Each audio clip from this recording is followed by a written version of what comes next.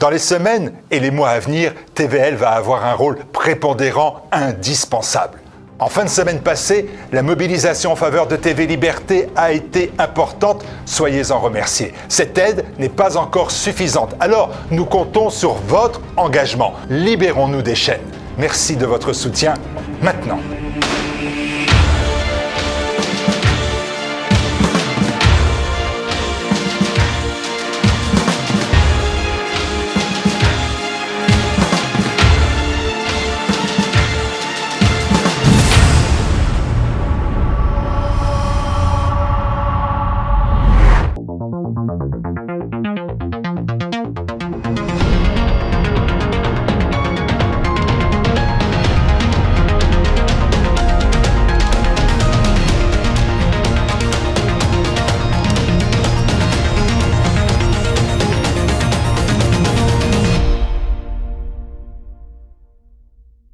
Bonjour à tous, chers téléspectateurs de TV Liberté et bienvenue dans le numéro 498 d'Immédiat. Bonjour Jean-Yves. Bonjour Lucas. Aujourd'hui, dans l'image de la semaine, nous reviendrons sur le fameux clip de rap No Pasaran, ultra violent et ultra vulgaire, promu par les médias. Le dossier du jour, quant à lui, sera consacré à l'alliance du système allant de l'extrême gauche à l'extrême centre pour empêcher Jordan Bardella d'être Premier ministre. Les pastilles de l'info ne seront pas oubliées. Le portrait piquant, quant à lui, sera consacré à Julian Assange. Un portrait d'actualité car le courageux lanceur d'alerte vient d'être libéré. N'oubliez pas d'aimer cette vidéo, de la partager avec vos proches, de vous abonner ou de vous réabonner à TV Liberté. C'est parti pour le numéro 498 d'Immédiat.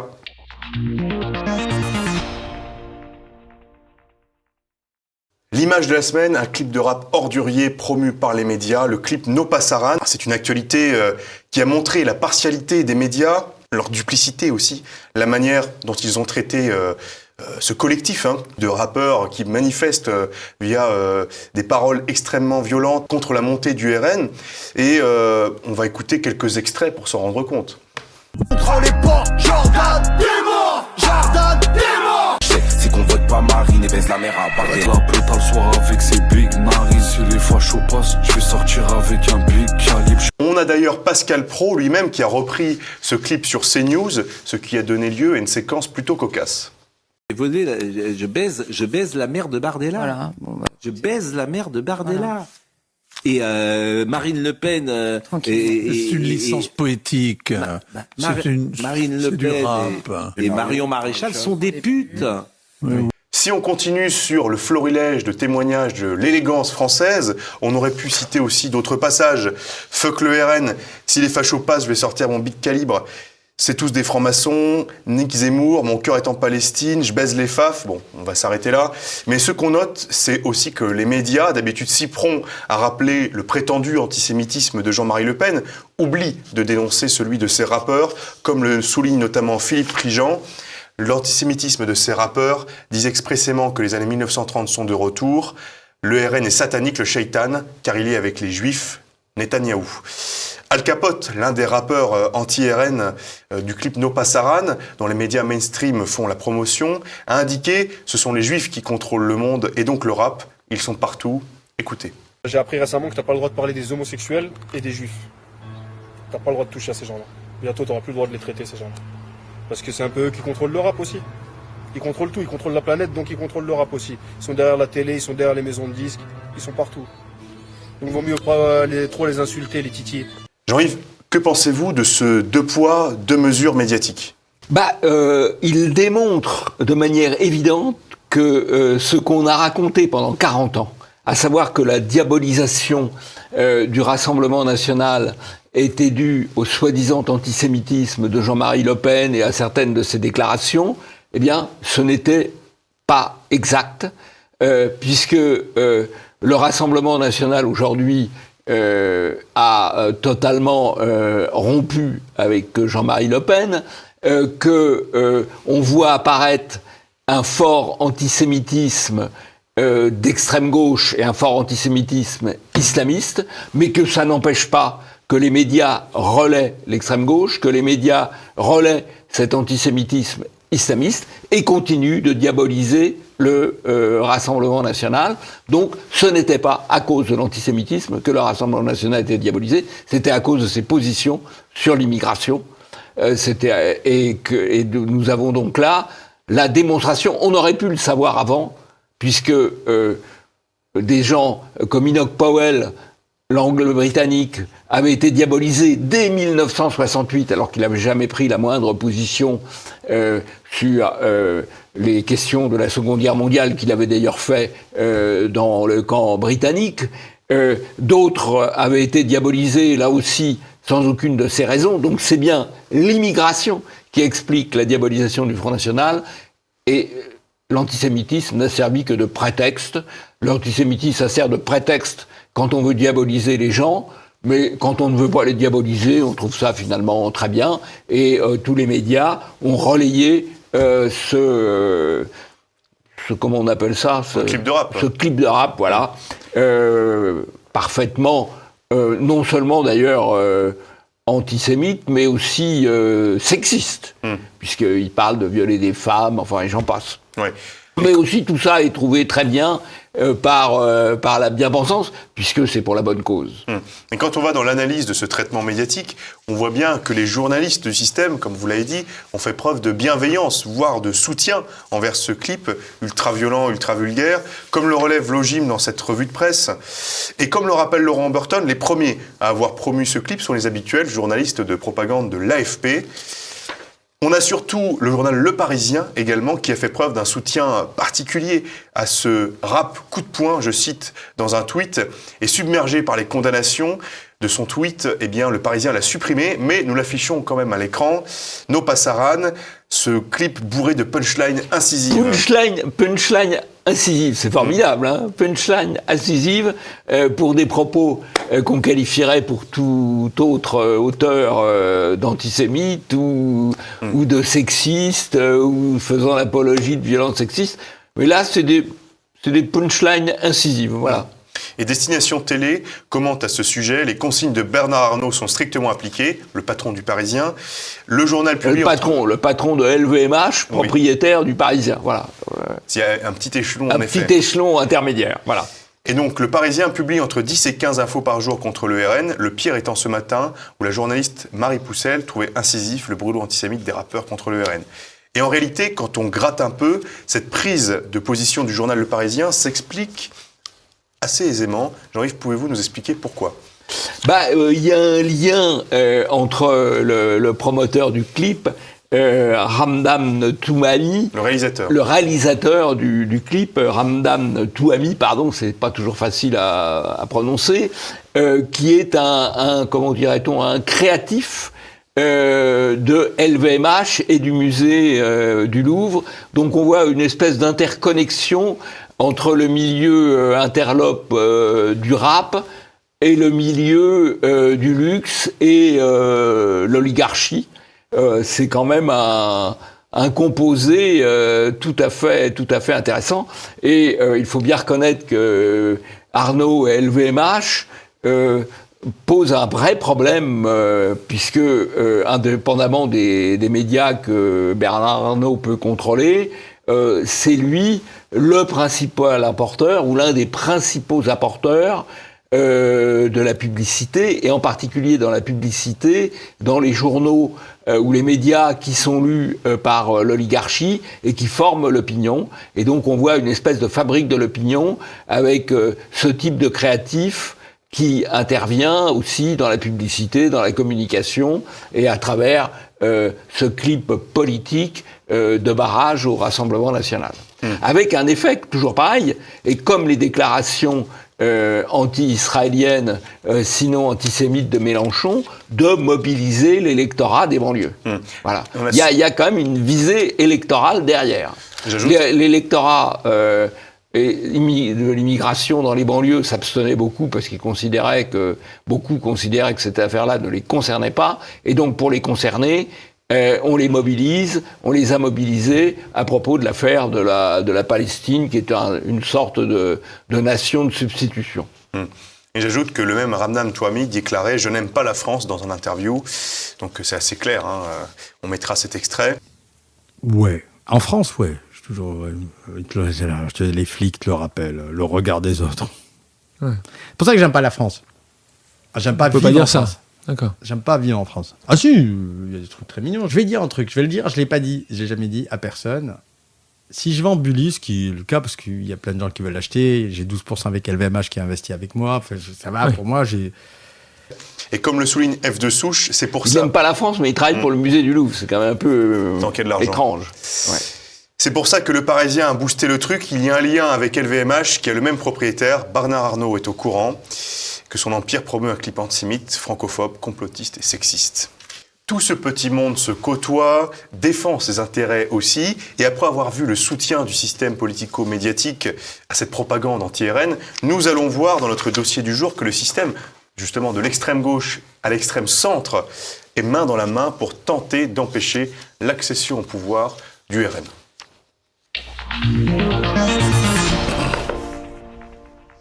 Dossier du jour, l'alliance des communistes et des libéraux pour empêcher l'accession au pouvoir des patriotes.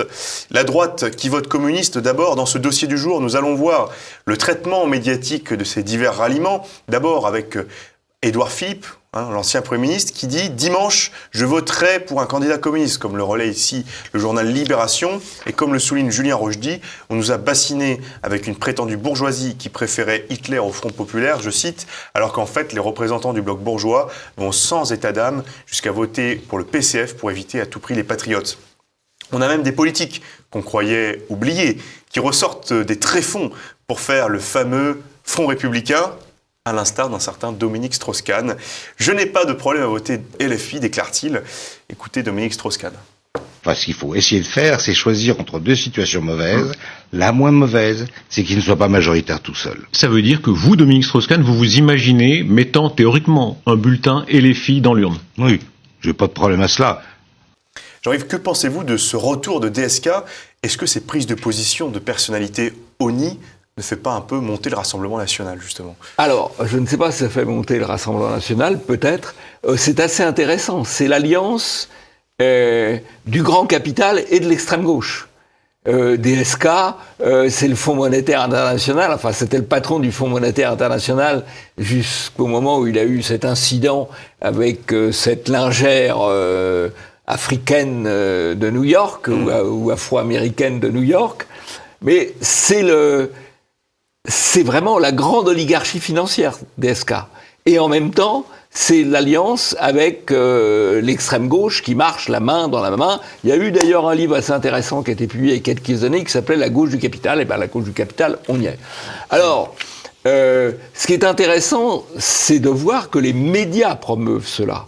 C'est-à-dire qu'il y a une alliance politico-médiatique. Quand M. Philippe déclare qu'il va voter communiste, eh bien, il le fait parce que ça va conforter son image médiatique, qui va passer dans les médias. Donc, les médias inspirent et soutiennent ce type de proposition, alors qu'à contrario, quelqu'un qui prendrait une position favorable au Rassemblement national serait immédiatement démoli par les médias, comme l'est par exemple monsieur Ciotti, qui est passé au 4 vérités le matin sur le service public et qui a été littéralement interpellé par M. Soto, mis en cause par M. Soto, qui s'est comporté de manière militante contre un élu qui avait fait le choix, qui a d'ailleurs été plutôt validé par les électeurs LR, ou une partie des électeurs LR, de rallier le Front National, le Rassemblement National, pardon. Et au sujet de Dominique Strauss-Kahn, Laurent Humberton commente son retour avec humour quand le socialiste Olivier Faure joue sur la corde sensible en contant l'histoire d'une femme noire qui lui serait tombée dans les bras. Laurent Humberton commente, c'est l'effet DSK. Enfin, c'est les macronistes eux-mêmes qui en appellent à voter pour l'extrême gauche. En effet, le Premier ministre Gabriel Attal a appelé au désistement de ses candidats pour faire gagner le Front populaire, alors que le 13 juin dernier, donc il n'y a pas si longtemps, il reprochait justement l'alliance des socialistes et des LFI dans ce même Front populaire. Rappelez-vous ce que disait Gabriel Attal il y a quelques semaines seulement. Je me désole de voir que le Parti socialiste, dont j'ai été membre, fasse aujourd'hui un accord de la honte avec la France insoumise. Après avoir expliqué par ailleurs pendant toute la campagne des Européennes aux Français qu'après les élections européennes, il n'y aurait pas de retour à la NUPES. parce que M. Mélenchon n'était plus fréquent. Jean-Yves, ces gens n'ont définitivement aucune conviction. Ça, c'est de l'opportunisme électoral, c'est de la tactique électorale. Mais le problème, c'est qu'à chaque fois, on pose un principe. Le principe, c'est LFI, c'est pas supportable, c'est moralement inacceptable qu'il y ait une entente entre la France insoumise et les autres partis de gauche. Ça, c'était il y a 15 jours. Et maintenant, toujours au nom de la morale, on globalise tout le monde contre le Rassemblement national. En fait, c'est de la tactique électorale. Mais ce qui est étrange, c'est que c'est une tactique électorale encouragée, validée par les médias, puisque ça se place toujours, entre guillemets, sur le champ des valeurs, sur le champ de la morale, sur le champ de la République, qui est le champ idéologique commun des médias. Et donc, là encore, il y a une opération politico-médiatique, et je crois qu'il y a un putsch politico-médiatique pour ce deuxième tour des élections législatives. Alors, est-ce que le putsch politico-médiatique va fonctionner ? C'est pas sûr. Peut-être. En tous les cas, le jeu politique a le mérite de se clarifier, comme le commande Vincent Trémollet-Villers sur Europe 1. Le nouveau Front populaire peut se féliciter d'avoir recruté hier soir Emmanuel Macron, le président de la République, et Gabriel Attal, son Premier ministre. Il est loin le temps où les deux hommes voulaient nous faire croire qu'ils pourraient remplacer la droite. Maintenant, ils rejoignent sciemment, au nom de la lutte contre le RN, l'improbable patrouille des castors qui construit son barrage, avec Raphaël Arnaud, le candidat fiché S, avec Louis Boyard, avec Sandrine Rousseau et avec Rima Hassan. Le Premier ministre dit qu'il fait ses choix au nom de ses valeurs. Mais comment parvient-il à les conjuguer, ces valeurs, avec Olivier Faure, qui dit que de Philippe Poutou à Raphaël Glucksmann, il assume tout? Le nouveau Front populaire peut se féliciter d'avoir recruté hier Emmanuel Macron et Gabriel Attal. Jean-Yves, ce qui est notable, c'est également l'occultation médiatique concernant, en fait, la négation de la volonté populaire. Comme le souligne ici Laurent Oberton, LFI, je cite, va sauver le cul de Macron. La Macronie va faire élire des communistes, des anti-prisons, le parti unique contre le peuple. Ce à quoi Pascal Praud commente également dans son édito de mardi. Vous avez voté à droite, vous aurez la gauche. Cette stratégie vise à contourner le vote des Français. Vous avez voté, on s'en fiche. Vous avez voté à droite, vous aurez un gouvernement de gauche. Depuis des années, bien avant Emmanuel Macron, cette stratégie du contournement de la voix des Français a produit les effets que chacun observe dans le pays. Défiance ou rejet. Jean-Yves, est-ce que vous pensez qu'on assiste à un hold-up démocratique ? Oui, en tout cas, à un hold-up médiatico-politique. Parce que il n'y a pas un traitement équitable de l'information. C'est-à-dire que si on regarde les principaux médias, à part les médias Bolloré, mais qui ne touchent, et puis les médias alternatifs, mais qui ne touchent qu'une petite partie de l'opinion, l'ensemble du rouleau compresseur médiatique va dans le sens du vote de barrage. Donc, il n'y a pas d'égalité d'accès au temps d'antenne. Vous pensez que le RN obtiendra la majorité absolue ? Je pense que c'est pas impossible, malgré effectivement le barrage. Actuellement, les sondages et les estimations pronostiquent une absence de majorité absolue pour le RN, en pensant que le barrage fonctionnera. C'est possible, ce n'est pas certain. Il est possible qu'il y ait une réaction de l'opinion. Je rappelle quand même alors la situation est un peu différente parce que le taux de participation au vote n'est pas le même, mais en 2022, il y a énormément de députés RN qui avaient à peine atteint 30% au premier tour, voire certains qui n'avaient atteint, un d'entre eux en tout cas, qui n'avaient atteint que 20%, qui ont été élus au deuxième tour.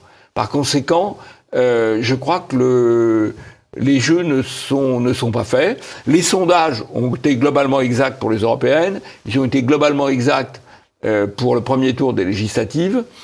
Je ne suis pas sûr qu'ils le soient pour le deuxième tour des législatives. À voir. Je prends mes risques. Et dans cette situation, certains journalistes se remettent en cause, mais pas de la manière dont on pourrait l'attendre, notamment ce monsieur Hervé Gardette. Ces résultats devraient aussi nous inciter, nous journalistes, contribuant au débat public et nous interroger sur notre responsabilité dans ce qui arrive. Brésinfo répondant, a priori ça fait 40 ans que vous répétez que tout va bien, que le vivre ensemble c'est génial et que le danger c'est l'extrême droite. Jean-Yves, on entend parfois dire que c'est les journalistes qui font monter le RN. Mais ça fait effectivement 40 ans. Pensez-vous ? Ça fait effectivement 40 ans que les journalistes disent on n'aurait jamais dû en parler. Voilà.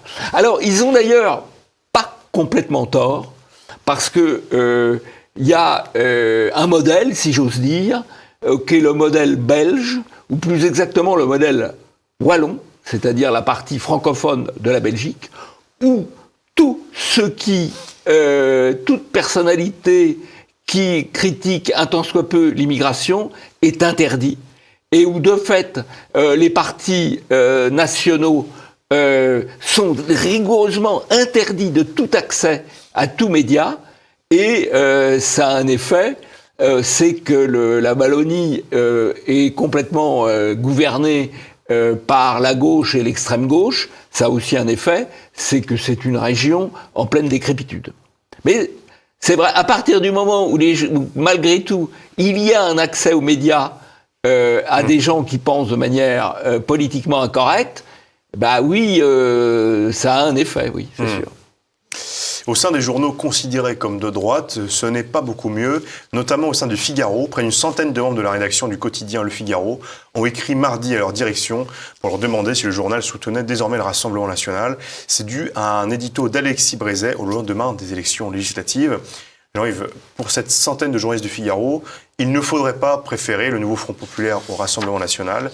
Est-ce qu'ils ne devraient pas plutôt faire des piges pour Libération, ces gens-là ? Certainement. Alors, ce qui est intéressant, c'est que, effectivement, le seul journal un peu mainstream qui a émis des critiques sur cette alliance de la carpe et les filles et du lapin macroniste, le seul journal qui est mainstream qui a un peu émis des réserves, c'est effectivement Le Figaro, avec Vincent Molette-Villers et Alexis Brézet.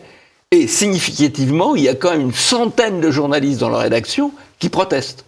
Et donc, cette centaine de journalistes de la rédaction du Figaro montrent finalement le vrai jour du reste des médias qui occultent ce rapprochement électoral tactique qui devrait être, à minima, comment on dit, interrogé. Voilà. Donc c'est très, très intéressant cette affaire du Figaro. Mais toutefois, on a quand même certaines personnalités médiatiques, même issues du système, qui commencent à trouver ça un peu abusé. Notamment Rotel Krief qui commente...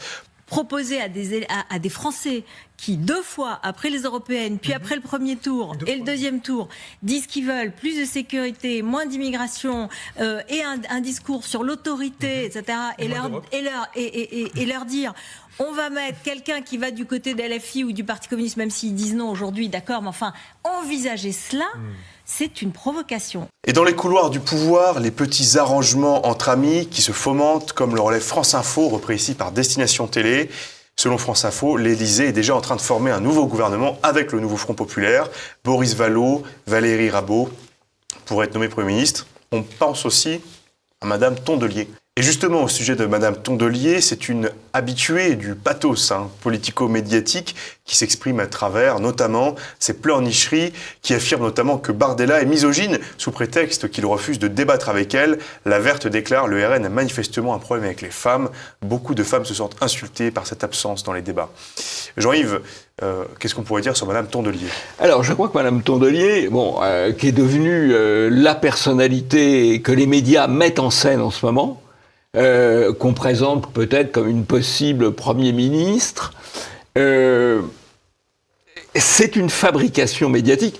Je rappelle que politiquement, elle a fait 5% aux élections européennes et qu'elle est maintenant présentée, construite comme éventuellement une future Premier ministre, parce qu'elle a un effet moins repoussoir que Mélenchon. Voilà. Mais c'est une fabrique médiatique, Madame Tondelier. Voilà. C'est une fabrique médiatique qui s'auto-fabrique elle-même, puisque elle est élue de Hénin-Beaumont, et au début, elle avait des relations assez courtoises avec ses collègues RN, et puis elle a compris qu'elle devait marquer ses distances, refuser de leur serrer la main, pour se construire une image d'antifasciste de pacotille.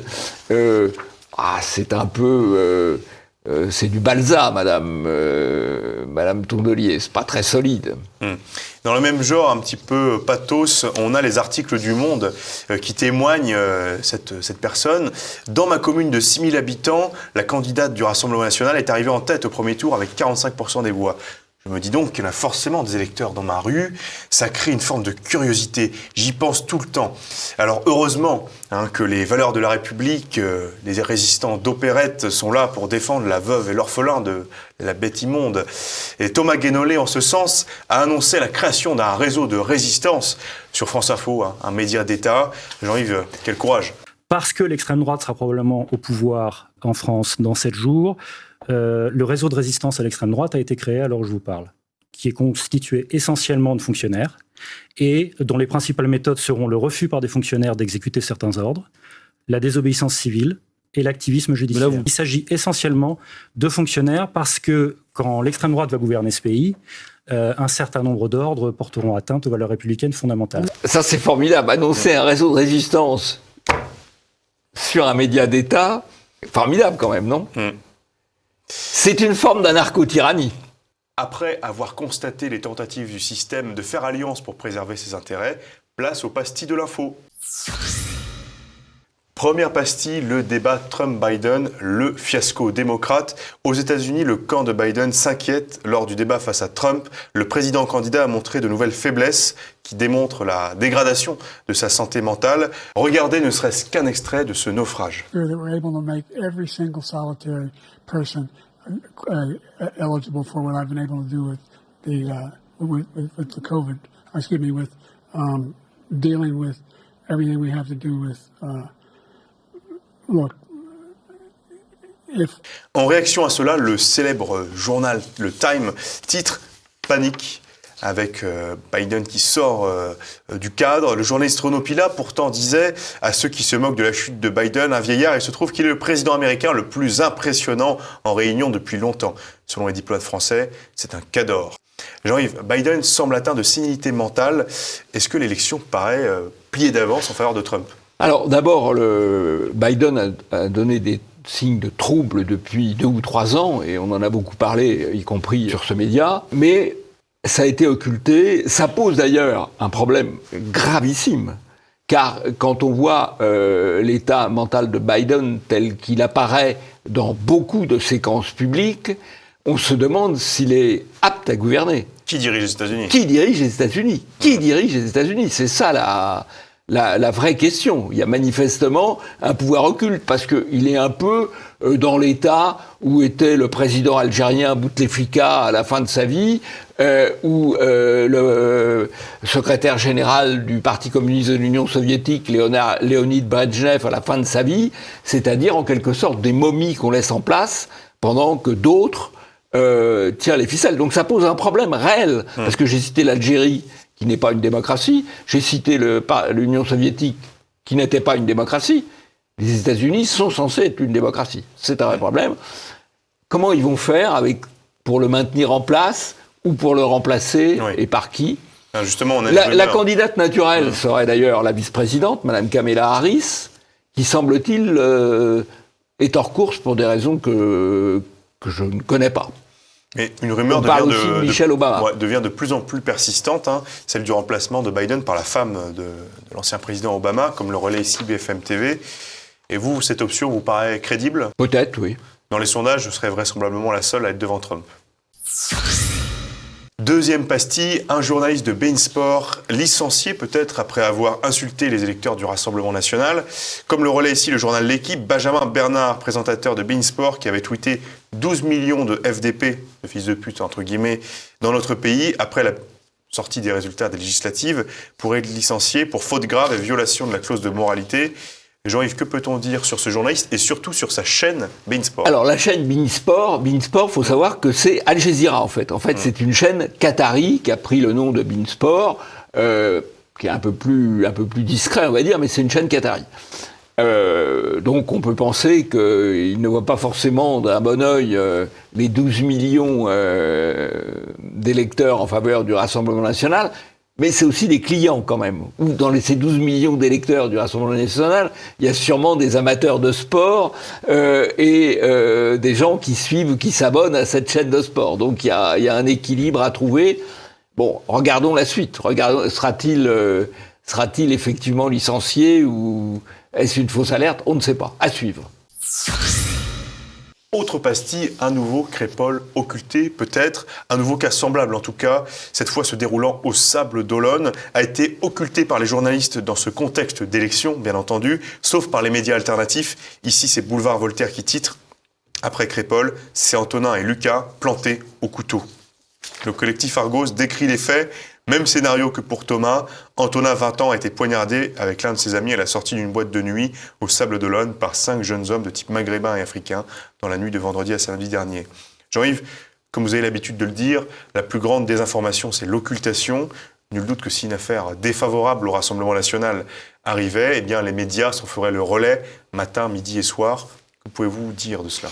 Rien de plus. La plus forte des désinformations, vous l'avez dit, c'est l'occultation. Et là, on est dans ce cas-là.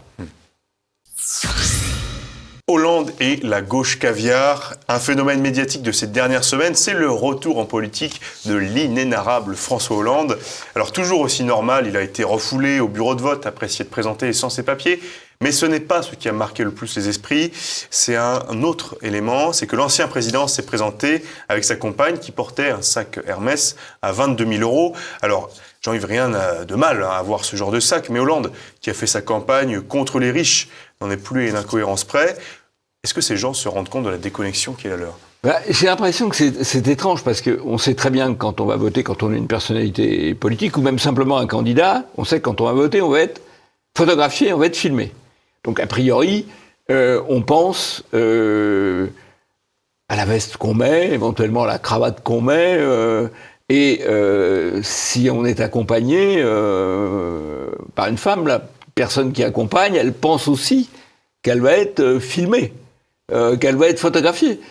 Donc, ça paraît étrange d'arriver avec un sac de luxe, mais apparemment, ça leur vient même pas à l'esprit, quoi. C'est un monde à part. Voilà. Monde merveilleux. Monde merveilleux, oui, absolument. Dernière pastille, nous venons de l'apprendre, Priscia Thévenot a été agressée. Alors c'est assez intéressant, Jean-Yves, du point de vue du traitement médiatique. Que pouvez-vous nous en dire?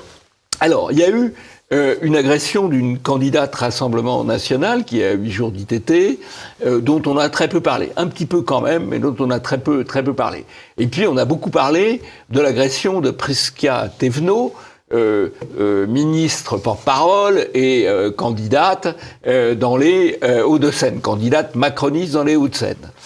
Et on nous a dit être agressée sans dire ce qui s'était passé. En fait, elle est allée distribuer des tracts dans une cité, ce qui n'est pas forcément une bonne idée, ce qui prouve qu'elle ne doit pas avoir une très grande expérience politique ou qu'elle ne sait pas ce qui se passe dans les cités de sa circonscription, et elle a été agressée par des racailles, voilà. Il semblerait qu'un certain nombre de racailles qui l'aient agressée soient des racailles qui avaient participé aux émeutes en 2023. Voilà. Donc, mais ça, on va essayer. Je pense que le système va essayer d'occulter la nature des agresseurs de Madame Priscia Thévenot. Il faut savoir qu'elle est candidate. Face à elle, elle a un candidat LFI. Voilà. Et donc, elle est allée dans une cité à vote LFI, donc forcément, on l'a pas bien accueillie, c'est normal. Il y a des propos qui ont été rapportés sur le Coran, ramène tout le monde. Voilà. C'est sûrement des gens d'extrême droite. Absolument, certainement.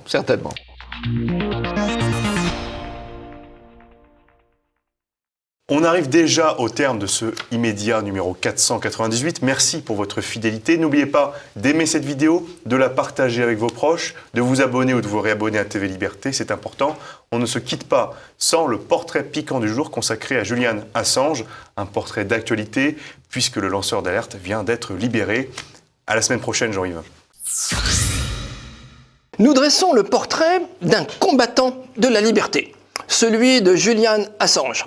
Ancien informaticien et hacker, fondateur de la plateforme Wikileaks, Julian Assange a mis en lumière les dessous de la guerre d'Irak. Ces documents ont permis de chiffrer à plus de 100 000 le nombre de morts irakiens causés directement par le conflit de 2004 à 2009, dont 60% de civils. Julian Paul Hawkins, son vrai nom, alias Julian Assange, né en Australie en 1971. Ses parents sont séparés et il est élevé par son beau-père. Il étudie la programmation et les mathématiques, mais ne complète aucun de ces deux cursus. Avec deux amis, il pirate, par jeu, le Pentagone et le département de la défense américain. Jugé en 1996, il est condamné à une simple amende car il n'a pas démontré d'intention malveillante. C'est en 2006 qu'il fonde la plateforme Wikileaks, qui s'illustre en 2010 en faisant fuiter des câbles diplomatiques confidentiels américains, puis publie en 2011 plus de 250 000 documents sur le conflit en Irak. À l'été 2015, la plateforme démontre que la NSA a directement espionné les présidents Chirac, Sarkozy et Hollande. Au même moment, il demande l'asile à la France, demande rejetée par François Hollande. En août 2010, soit un mois seulement après la fuite des documents, il est accusé de viol par deux femmes suédoises. Il est blanchi en 2017.